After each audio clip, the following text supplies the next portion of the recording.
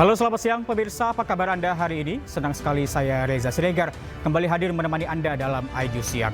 Selain 3 berita utama tadi, Aiju Siang juga akan menyuguhkan beragam informasi penting lainnya. Dan Aiju Siang ini kami awali dari reka ulang pembunuhan di kawasan Kertapati, Palembang, Sumatera Selatan berlangsung ricuh. Kericuhan terjadi lantaran keluarga korban geram melihat tersangka.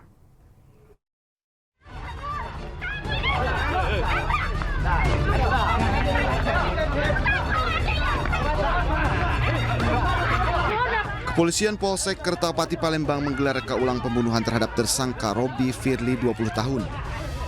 Dalam reka ulang sebanyak 14 adegan diperagakan. Petugas pun sempat mengalami kesulitan lantaran banyaknya warga dan keluarga korban yang melakukan penyerangan terhadap tersangka.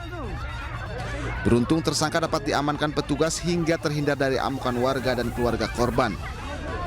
Reka ulang ini dilakukan petugas untuk melengkapi berkas penyidikan perkara pembunuhan terhadap korbannya atas nama Denny, 42 tahun, yang dibunuh pelaku pada 6 Oktober 2024. Pelaku datang dengan membawa sebilah pisau yang sudah dipersiapkan menunggu kehadiran korban.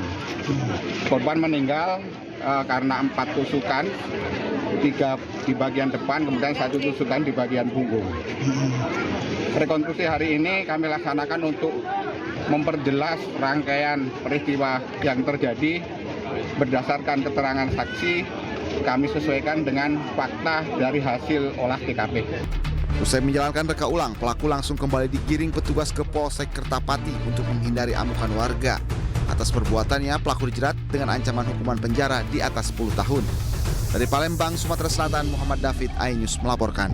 Polisi menggerebek puluhan remaja yang menggelar pesta narkoba di sebuah hotel di Pekanbaru Riau. Dari 21 orang yang ditangkap, 14 orang positif narkoba.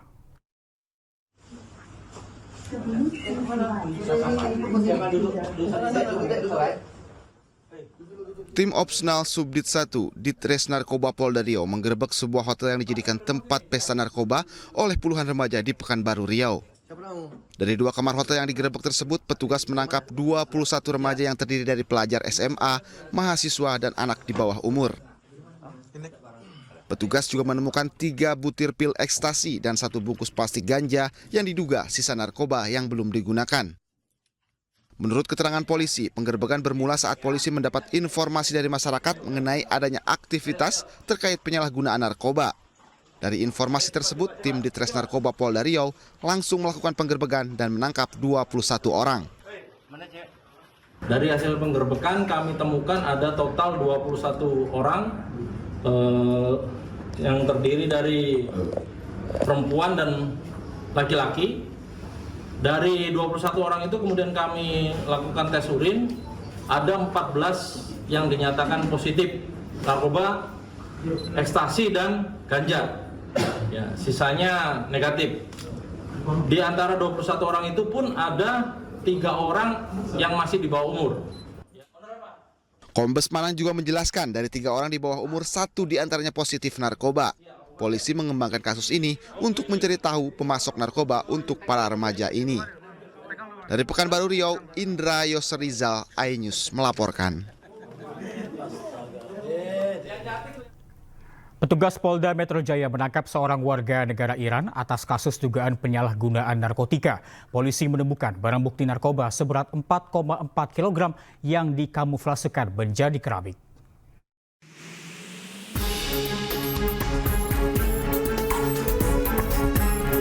Inilah detik-detik penangkapan Hadi Mohseni, warga negara Iran, yang dilakukan petugas Subdit 1 Direktorat Reserse Polda Metro Jaya. Pengungkapan jaringan narkotika internasional ini bermula dari temuan kepolisian terkait dugaan pengiriman narkoba dari Dubai ke Indonesia.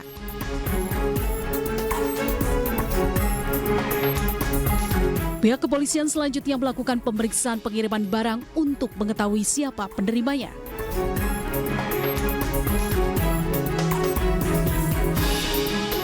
Diketahui barang haram tersebut akan dikirim ke salah satu hotel di Pluit dengan penerima atas nama Hadi Mohseni. Petugas berhasil mengamankan pelaku dan dari tangan pelaku diamankan barang bukti sabu seberat 4,4 kg yang dikamuflase menjadi lempengan keramik. Dari Jakarta dan Helmi Sajangbati, iNews melaporkan. Puluhan siswa SMP Negeri 8 Tangerang Selatan, Banten terkena cacar air dan gondongan. Pihak sekolah menghentikan seluruh aktivitas sementara dan melakukan pembelajaran jarak jauh untuk mengantisipasi penularan virus.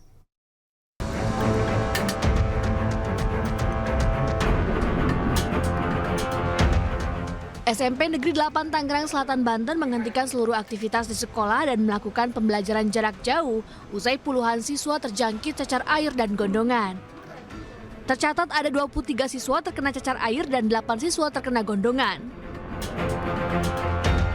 Lockdown atau penutupan sementara sekolah dilakukan guna mengantisipasi adanya penyebaran virus. Dari penelusuran pihak sekolah, wabah cacar air berasal dari seorang siswa yang masuk sekolah saat terinfeksi cacar karena sedang ujian tengah semester, hingga akhirnya menyebar ke siswa lain. Pembelajaran jarak jauh ini akan dilakukan hingga akhir Oktober. Yang kami ketahui adalah pada saat tanggal 23 sampai 27 ada ulangan mid semester di sekolah, di mana ada satu siswa yang kebetulan kena cacar, dia ikut ulangan, sehingga kita indikasikan dari situ terjadilah penyebaran dari siswa itu ke siswa yang lain. Karena kebetulan sebagian besar yang kena cacar air dan gondongan itu di kelas itu. Kejadian di SMP 8, pihak sekolah sudah melakukan koordinasi dan konsultasi dengan puskesmas tempat, yaitu di Kecamatan Penangan dan Setu. Hasil dari rekomendasi puskesmas tersebut bahwa pihak sekolah harus melaksanakan beberapa kegiatan yang diantaranya melakukan pembelajaran jarak jauh. Sementara itu hingga kini puluhan siswa yang terkena cacar dan gondongan masih berobat jalan di puskesmas dekat rumah mereka masing-masing.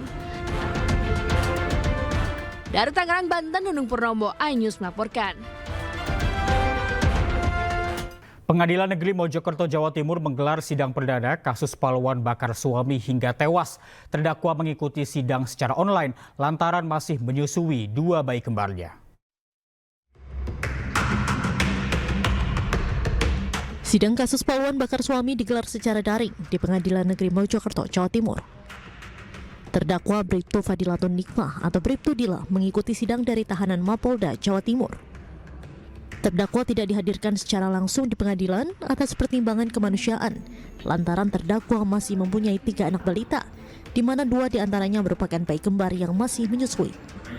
Dalam sidang, jaksa menjerat terdakwa dengan Undang-Undang Penghapusan Kekerasan dalam Rumah Tangga. Terdakwa ini bisa begitu juga dipertimbangkan kemanusiaan, karena terdakwa mempunyai 3 orang anak yang masih kecil, masih balita, terutama ada 2 yang kembar itu yang masih masih ASI. Sehingga kan dengan pertimbangan itu majelis mengabulkan permohonan itu. Tetapi dari pihak Polda menjamin sewaktu-waktu apabila diperlukan yang bersangkutan bisa dihadirkan secara offline di persidangan di Mojokerto. Sebelumnya, Bribtu Dila membakar suaminya di rumahnya di asrama polisi Mojokerto awal Juni lalu. Bribtu Dila memborgol tangan suaminya dan menyiram tubuh suaminya dengan pertalite. Korban kemudian menderita luka bakar hingga 96% dan meninggal dunia. Adapun motif pembunuhan ini lantaran terdakwa kesal suaminya sering menghabiskan uang untuk judi online. Dari Mojokerto, Jawa Timur, Salahuddin, iNews melaporkan. Penahanan seorang guru honorer SD, Supriyadi, ditangguhkan pihak Kejaksaan Negeri Konawe Selatan, Sulawesi Tenggara. Ia ditangkap karena dituduh menganiaya muridnya yang merupakan anak anggota polisi. Udah. Ibu sehat, Bu. Tangis haru Ibu Supriyadi beserta keluarga dan rekan sesama guru pecah saat keluar dari pintu tahanan lapas perempuan kelas 3 Kendari, Sulawesi Tenggara. Setelah menjalani penahanan selama 1 pekan, akhirnya Kejaksaan Negeri Konawe Selatan menangguhkan penahanan guru honorer Sekolah Dasar Negeri 4 Baito ini atas permintaan kuasa hukum dan keluarga. Ibu Supriyadi merasa senang dan mengaku tidak pernah melakukan perbuatan tersebut. Bersyukur saya bisa pulang ke rumah. Terima kasih banyak. Teman-teman hikmah. Mudah-mudahan sini ada hikmah yang bisa dapatkan. Tapi memang Bu, Ibu tidak mengaku dengan perbuatan itu, Bu? Tidak, Pak. Tidak. Tidak. Berapa tahun Bu Ibu di situ? Mengajar. Setelah masa honor sudah 15 tahun. Masuk 16. Selama ini memang tidak ada begitu. Tidak pernah. Kuasa hukum Supriyadi merasa keberatan dan menilai proses penahanan janggal. Ia juga meminta agar kasus tersebut bisa dihentikan ataupun lewat proses restoratif justice. Beliau ini kan adalah sementara mengurus untuk P3K. Jadi otomatis dalam pengurusan surat-suratnya atau administrasi semua pasti akan terkendala. Ini makanya yang kami minta kalau bisa untuk dari pihak kejaksaan ataupun pengadilan kalau bisa dihentikan perkara ini dihentikan saja atau tidak kita RJ-kan saja. Kita restorasi justice. Sebelumnya Supriyadi ditahan setelah dituduh menganiaya muridnya yang merupakan anak anggota polisi berinisial D hingga mengalami luka di paha pada 24 April lalu. Saat itu korban masih duduk di kelas 1 SD dan saat ini telah kelas 2 sekolah dasar. Tim kuasa hukum dan PGRI pun berjanji akan terus mengawal hingga Ibu Supriyadi dibebaskan dan dapat kembali mengajar seperti semula. Dari Konawe Selatan, Sulawesi Tenggara, Febriodo Tameng, iNews melaporkan. Ya, meski penahanan ditangguhkan, proses hukum Supriyadi yang dituduh menganiaya anak polisi tetap dilanjutkan sampai putusan pengadilan. Pihak kejaksaan menyebut proses hukum tetap berjalan untuk mencari kebenaran dalam kasus ini. Untuk proses ini tetap kami lanjutkan untuk mencari kebenaran material ya. Kebenaran material nanti di hari Kamis yang akan dilakukan di Pengadilan Negeri Andolo. Kita akan memeriksa, memproses persidangan di sana. Tentunya untuk mencari kebenaran yang materialnya seperti apa sebetulnya yang terjadi. Karena ini sudah. Ya, dan untuk mengetahui lebih jelas terkait penangguhan penahanan guru yang menjadi tersangka penganiayaan muridnya ini, telah tersambung melalui Zoom Andri Darmawan, kuasa hukum Supriyadi, guru SDN 04 Baito. Selamat siang, Pak Andri. Selamat siang, Pak. Ya, Pak Andri, apa yang menjadi dasar kejaksaan akhirnya menyetujui permintaan penangguhan penahanan? Baik, jadi penangguhan itu bukan diberikan oleh kejaksaan karena kejaksaan yang sebenarnya sudah menahan. Nah, kemudian setelah ditahan dilimpahkan di pengadilan. Nah, penangguhan itu diberikan oleh pengadilan sesuai dengan surat kami yang meminta penangguhan. Jadi pertimbangan daripada pengadilan untuk menangguhkan karena Ibu Supriyadi ini masih punya anak kecil, kemudian juga beliau masih harus mengajar sehingga beliau diberikan penangguhan. Yang penting Ibu Supriyadi ini kooperatif untuk mengikuti persidangan. Baik, Pak Andri, ini kasus ini sudah bergulir sejak beberapa bulan yang lalu dan kami ingin mengkonfirmasi, apa benar ada permintaan uang damai hingga puluhan juta rupiah dari keluarga korban? Iya, terkait itu kami sudah klarifikasi dari mana infonya bahwa itu info tersebut dari kepala desa yang menyampaikan bahwa ada permintaan dari keluarga korban untuk meminta uang damai 50 juta yang disampaikan melalui penyidik. Nah, kalau tidak sampai 50 juta, perkara itu tidak bisa dihentikan. Jadi mereka meminta tidak boleh kurang dari 50 juta, seperti itu. Baik, dan apa benar Pak, penganiayaan itu terjadi dan apa yang menjadi penyebab penganiayaan tersebut?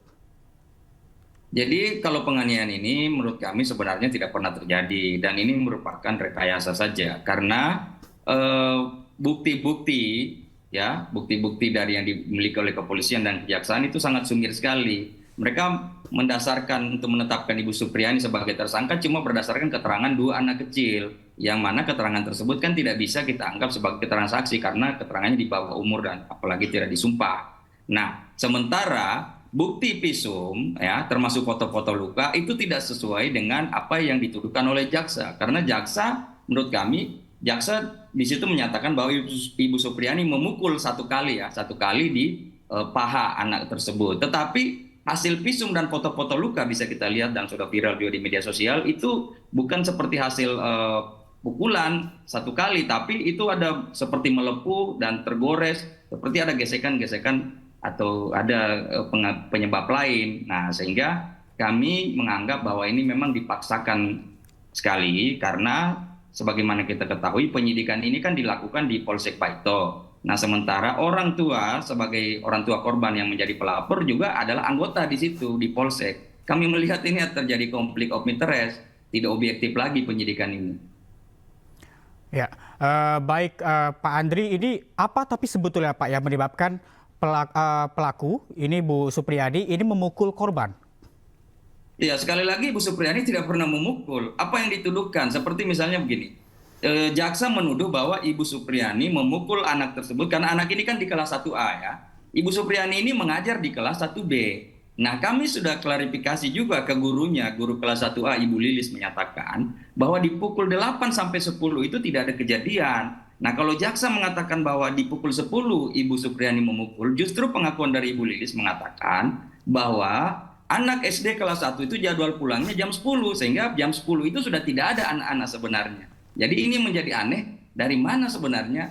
Ini cuma berdasarkan keterangan anak kecil saja yang mengaku tadi dipukul oleh Bu Supriyani. Nah, keterangan ini kan sangat lemah, tidak bisa dijadikan keterangan saksi. Harus dia didukung oleh alat bukti yang lain. Apakah dia bersesuaian atau tidak? Nah, ini kan tidak bersesuaian. Apalagi dengan bukti hasil visum bahwa lukanya itu tidak identik ditimbulkan oleh pemukulan misalnya yang cuma satu kali dengan gagang sapu. Gitu. Baik, tapi dari keterangan para saksi yang sudah dimintakan oleh pihak kejaksaan maupun pihak kepolisian, apa yang sebetulnya dikatakan oleh para saksi? Apakah senada dengan apa yang dikatakan Ibu Supriyadi atau malah sebaliknya, Pak? Justru saksi-saksi tidak senada. Yang senada itu cuma saksi anak itu yang 2 orang. Tapi saksi-saksi dari pihak guru, apa semua sudah ditanya. Semua tidak ada kejadian itu. Gitu. Baik. Pak Andri, terima kasih banyak telah bergabung bersama kami di IDU Siang. Selamat siang dan selamat bertugas kembali. Baik. Ya, terima kasih Anda masih bersama kami di IDU Siang. Pemirsa, Menko Polhukam periode 2019-2024 Mahfud MD menyoroti surat edaran dari Menteri Desa dan Pembangunan Daerah Tertinggal Yandri Susanto yang berisi soal haul ibunya menggunakan kop surat kementerian.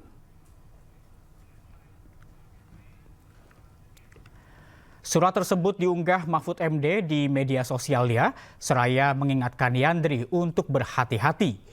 Dijelaskan di dalam surat edaran tersebut mengarahkan para kepala desa untuk hadir dalam acara haul yang dilaksanakan 22 Oktober 2024 di sebuah pondok pesantren. Sementara itu, menurut Mahfud, jika hal tersebut benar, maka itu menyalahi birokrasi. Surat itu gimana, Pak? Apa itu? Surat menteri, Pak. Saya tidak tahu apakah itu betul. Tapi kalau betul, makanya saya bilang kalau benar itu salah, melanggar etika birokrasi juga.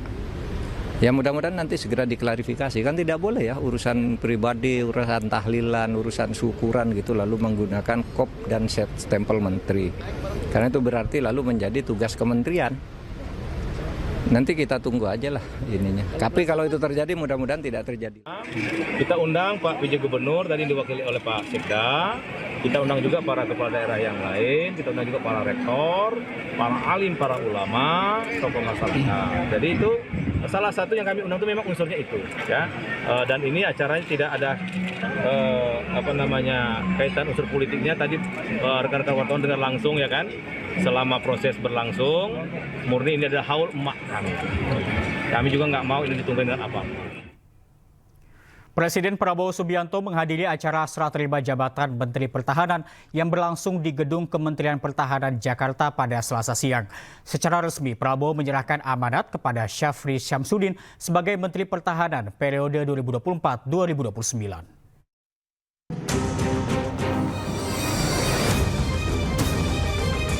Presiden RI sekaligus Menteri Pertahanan periode 2019-2024 Prabowo Subianto secara resmi menyerahkan tongkat estafet kepemimpinan kepada Syafri Syamsuddin selaku Menteri Pertahanan masa jabatan 2024-2029. Sebelumnya, Syafri Syamsuddin sudah resmi dilantik sebagai Menteri Pertahanan di Kabinet Merah Putih pada Senin 21 Oktober lalu. Proses sertijab berlangsung hikmat dengan dihadiri sejumlah tokoh, mulai dari Panglima TNI Jenderal Agus Subianto, Kepala BIN Muhammad Herindra, jajaran Kepala Staf Angkatan, Penasihat Khusus Presiden Bidang Politik dan Keamanan Jenderal Wiranto, sejumlah menteri di Kabinet Merah Putih, serta sejumlah purnawirawan.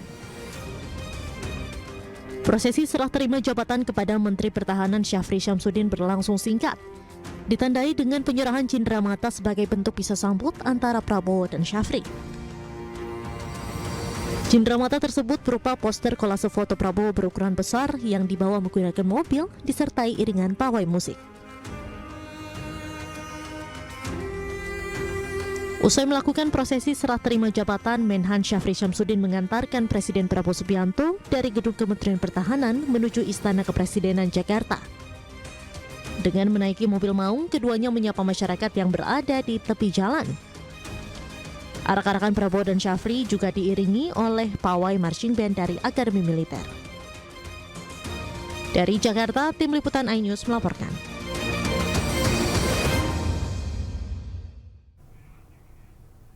Pemirsa, hari ini Wakil Presiden Gibran Rakebuming Raka kembali meninjau uji coba makan bergizi gratis di sekolah. Kita akan bergabung dengan rekan Hendry Aprila di SMPN 270 Jakarta. Selamat siang, Hendry.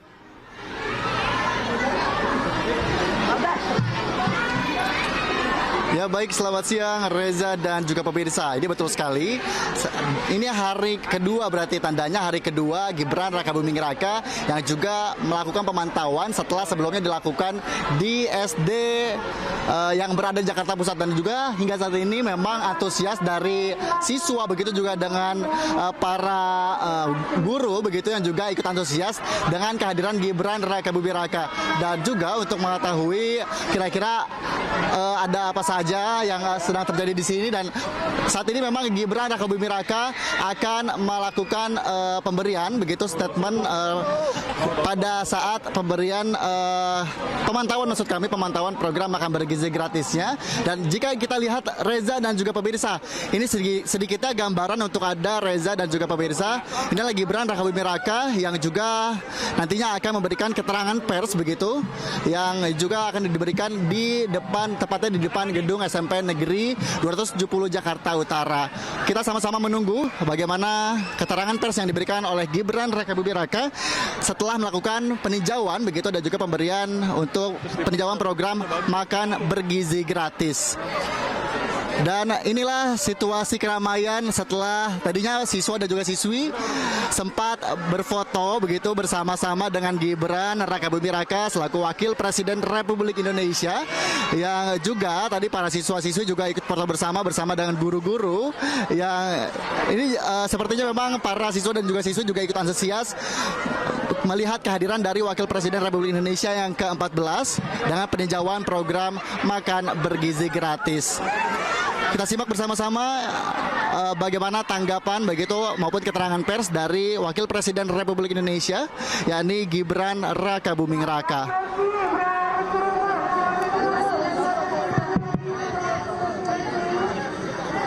Berjalan dengan lancar dan juga dapat berjalan dengan baik ke depannya. Sementara saya kembalikan ke Anda Reza di studio.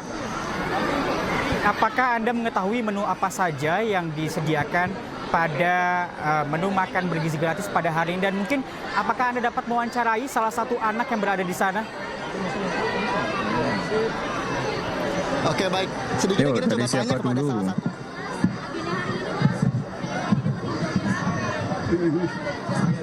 Ya, hampir sama seperti kemarin kita melakukan uji coba makan bergizi gratis dengan Pak PJ Gubernur Jakarta. Kemarin di SDN 03 Menteng, ini di SMP 270. Ya, kita lihat tadi di beberapa kelas antusiasme para siswa siswi luar biasa sekali, dan ini perlu kita tanya langsung ke penerima manfaatnya. Suka nggak tadi sama menunya? Suka. Suka Pak. Suka. Enak nggak? Enak. Enak. Mengenyangkan. Mengenyangkan. Kalian biasa tiap hari sarapan dulu nggak? Iya. Sarapan. Oke. Pengen nggak ini tiap hari? Pengen sih. Pengen. Orang tua tahu nggak ada makan siang hari ini? Belum. Mungkin ada beberapa. Ada beberapa. Oh, jadi pakai mic-nya itu. Oke. Ada Gimana? mungkin beberapa yang tahu ya. Lihat kamera. Oke. Alhamdulillah, terima kasih banyak Pak Gibran atas hari ini, siang ini sudah membagi makan gratis ke SMPN 270 Jakarta. Semoga Bapak Gibran lancar terus dan selalu sehat selalu ya Pak. Amin. Untuk makanannya enak Pak. Di situ ada ayam, ada sayuran juga, lauk pauk dan nasi, terus ada buah-buahannya juga. Ya mantap Pak. Iya, dari susu. Yang mana? Saya suka makanannya enak, enak-enak, ayamnya enak, sayurnya enak, tahunya juga enak Pak. Sayurannya? Terima kasih Pak Gibran. Sayurannya enak. Ya, dengan tumis wortel, ada toge juga dan lain-lain. Ya. Terima kasih juga ya Pak. Buat susunya. Terima kasih buat susunya ya Pak. Ya. Terima kasihnya ke Pak Gubernur. Makasih Pak. Terima kasih Pak.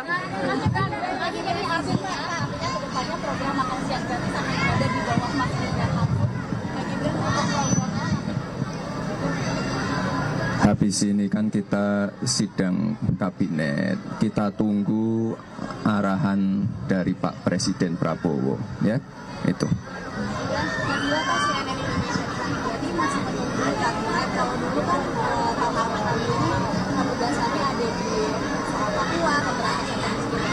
Kurang lebih masih sama, tapi sekali lagi kita tunggu arahan berikutnya dari Pak Presiden Prabowo. Terakhir,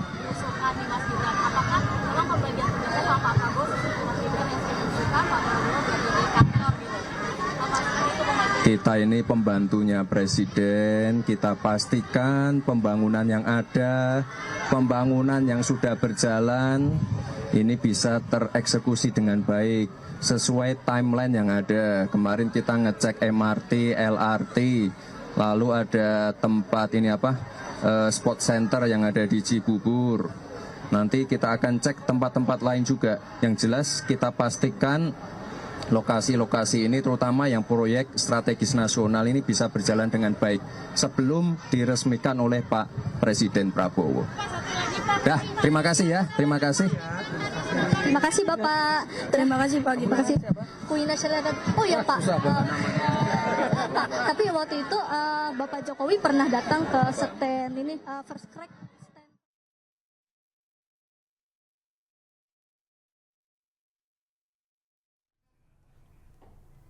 Ya, tadi kita sudah menyaksikan secara bersama-sama pemirsa kunjungan dari Wakil Presiden Gibran Rakabuming Raka ke SMP 270 Jakarta untuk melakukan makan bergizi gratis. Dan pemirsa, kita beralih ke informasi berikutnya. Partai Perindo terus melakukan rapat konsolidasi di setiap daerah dalam rangka penguatan struktur dan pemenangan Pilkada 2024. Di Kabupaten Simalungun dan Kota Pematang Siantar, jajaran pengurus partai yang dipimpin Ketua Umum Angela Tonusudibyo ini mempersiapkan strategi dalam memenangkan calon kepala daerah yang diusung Partai Perindo.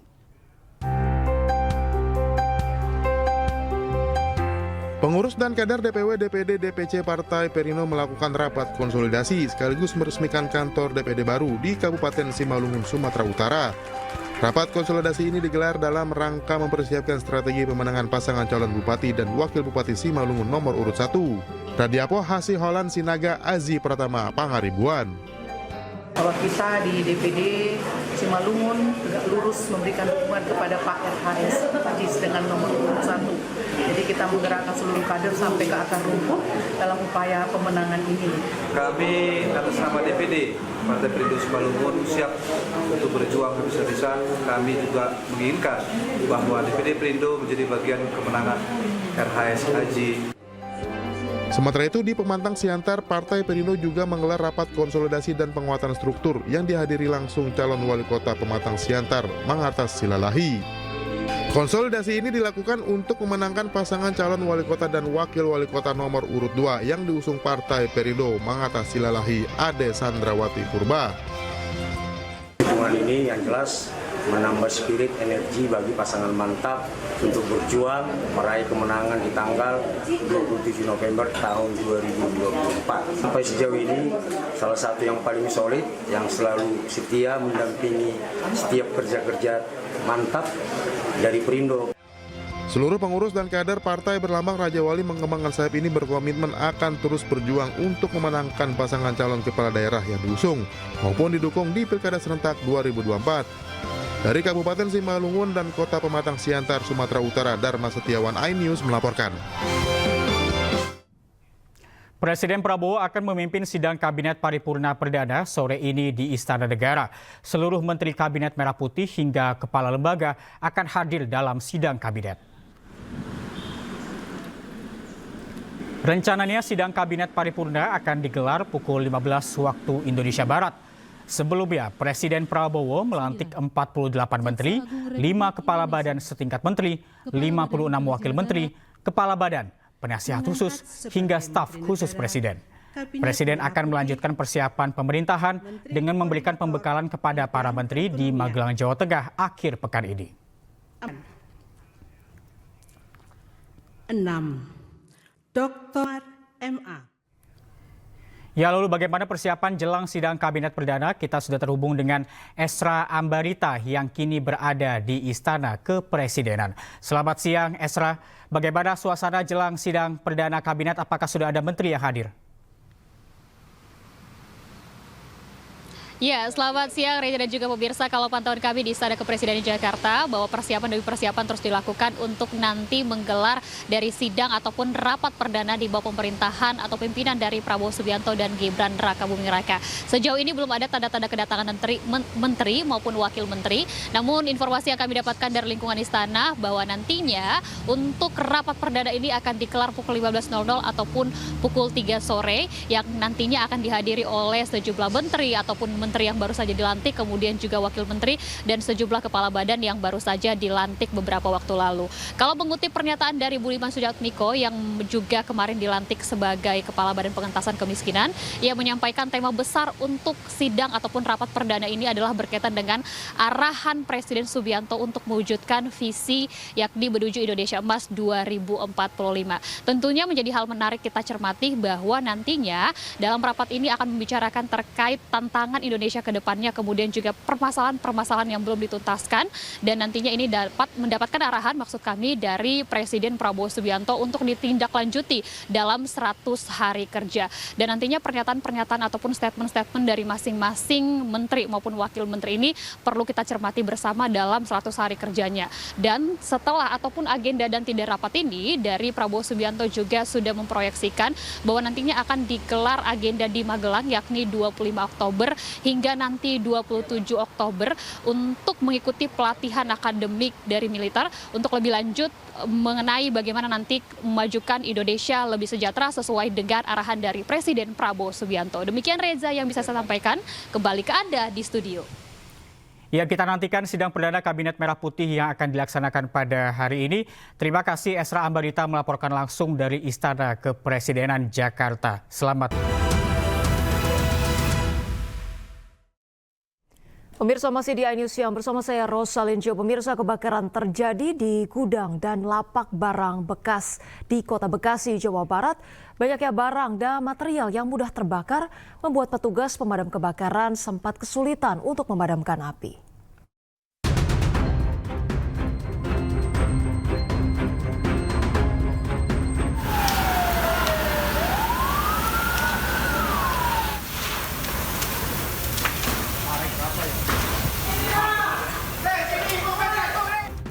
Kebakaran terjadi di gudang dan lapak barang bekas yang berlokasi di Kampung Rawapasung, Kalibaru, Bekasi, Jawa Barat.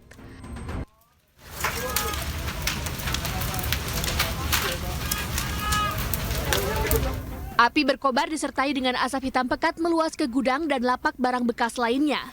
Sejumlah warga berusaha memadamkan api dengan alat seadanya. Tidak hanya lapak barang bekas, 2 rumah warga juga ikut ludes terbakar. Diduga kebakaran terjadi karena korsleting listrik.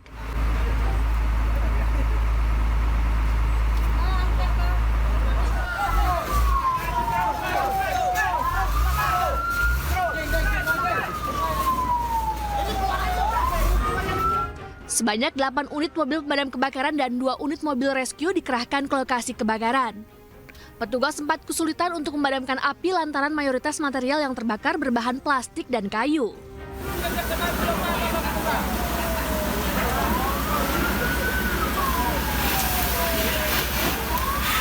Pabrik yang kebakar adalah gudang lapak ya, memang daerah sini. Sekitar ini kan semuanya kita ketahui pengusaha gudang lapak. Lapak ya, artinya banyak di sana bahan-bahan plastik, bahan-bahan yang sifatnya mudah terbakar. Ya. Artinya memang masyarakat ini sekitar ini mungkin usahanya di lapak barang-barang bekas. Tidak ada korban jiwa dalam peristiwa kebakaran, namun kerugian materi akibat kebakaran diperkirakan mencapai miliaran rupiah. Sementara penyebab pasti kebakaran masih dalam penyelidikan polisi. Dari Bekasi, Jawa Barat, Rahmat Hidayat, iNews melaporkan. Pemirsa, 3 remaja mencuri jemuran milik salah seorang warga Pasir Putih, Sawangan, Kota Depok, Jawa Barat. Aksi para pelaku terekam CCTV dan viral di media sosial.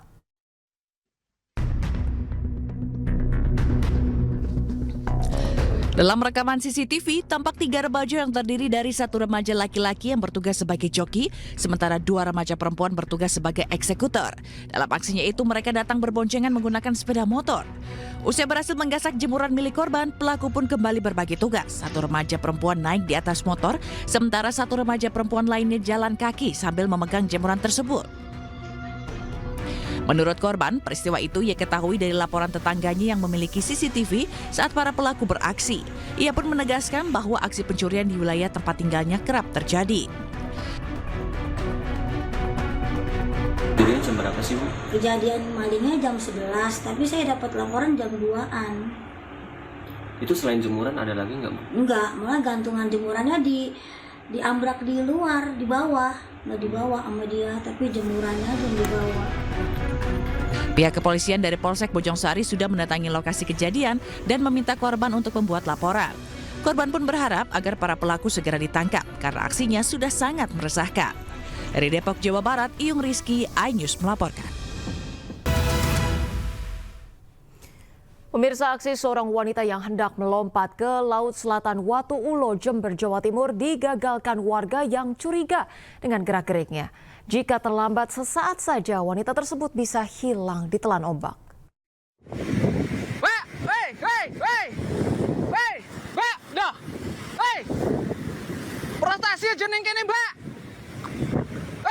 Beginilah saat warga mengejar seorang wanita yang berjalan di bebatuan Pantai Watu Ulo, Jember.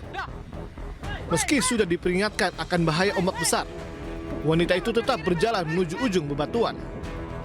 Namun saat hendak menyeburkan diri ke laut, aksinya itu langsung digagalkan warga dan langsung kembali dibawa ke daratan.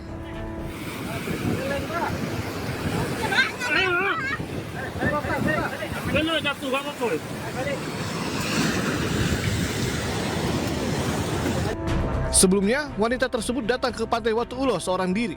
Namun gerak-geriknya yang gelisah dan meninggalkan koper yang dibawanya membuat warga curiga. Orang perempuan yang mencoba akan bunuh diri dengan cara sudah jalan di Watu Ulo itu sudah sampai di ujung ya. Sudah sampai di ujung, sudah mau lompat ke laut, tapi sama teman-teman relawan langsung disikap ya, didekep, langsung dibawa diamankan ke sini. Polisi kemudian membawa wanita yang diketahui asal Kecamatan Sumber Sari tersebut ke Polsek Ambulu dan menghubungi pihak keluarga. Dari Jember, Jawa Timur, Bambang Sugiarto, iNews melaporkan. Pemirsa, perampokan minimarket menggunakan senjata api terjadi di Kabupaten Ogan Ilir, Sumatera Selatan. Komplotan perampok menguras uang kasir dan mengancam akan menembak karyawan minimarket. Dan pemirsa, informasi ini sekaligus menutup iNews siang hari ini. Cuplikan tayangan berita iNews dapat Anda saksikan di kanal YouTube @Official iNews. Dan pemirsa, jangan lupa saksikan Kawal Pilkada bersama rekan Reza Siregar sesaat lagi. Saya Rosalincio, pemirsa pamit undur diri. Selamat beraktivitas, terima kasih dan sampai jumpa.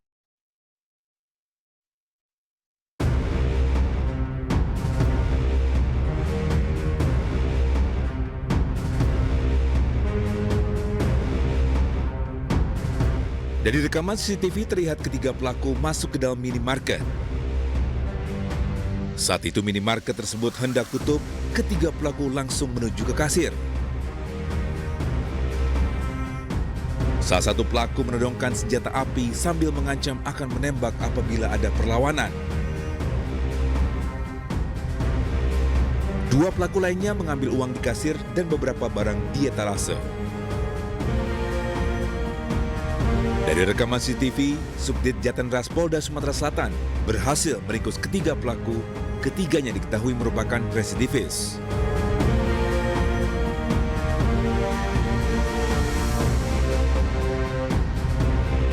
Ketiga pelaku adalah residivis kasus curas dan residivis kasus narkotika. Sementara itu, polisi telah mengamankan barang bukti berupa uang hasil atau sisa kejahatan sebesar Rp450.000 dan senjata tajam yang digunakan saat beraksi. Sedangkan senjata api yang dipakai masih dalam pencarian polisi. Senjata api kok itu dari mana? Pinjam, Pak. Pinjam siapa? Gunawan. Sewa ya. Sewa. Berapa kok sewa? 200. Sehari? Tidak, sekali pegawai. Oh, sekali pegawai. Berapa kali kau sewa? Baru ini lah, Pak. Ah, ya benar. Kau pernah melakukan tempat lain? Pernah ngerampok tempat lain? Tidak pernah, Pak. Ya, ini para pelaku yang melakukan tindakan kekerasan, pencurian kekerasan ataupun ya lazim kita sebut dengan perampokan yang sesuai dengan pasal yang disangkakan adalah pasal 365 dengan ancaman hukuman 10 tahun penjara. Ketiga pelaku masih menjalani pemeriksaan di Subdit Jatanras Polda Sumatera Selatan. Tidak menutup kemungkinan masih ada tersangka lain yang dilakukan komplotan rampok bersenpi ini.